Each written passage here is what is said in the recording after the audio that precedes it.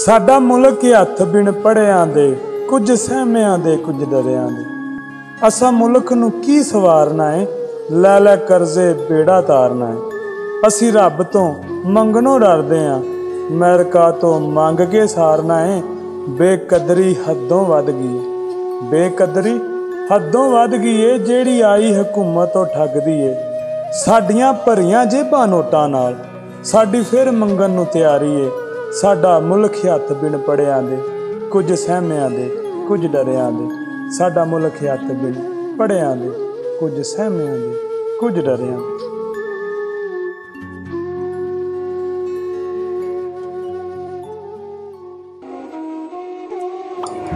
तुसीं सुणदे पे हो मां बोली पंजाबी ते चैनल तालब पंजाब दा। ते तालब पंजाब दे चैनल सबसक्राइब करो, लाइक करो, शेयर करो ते कमेंट दे विच दस्सिया जे कि साडी वीडियो तुहानूं किस तरह दी लगी। इस दे नाल ही अल्लाह हाफिज़।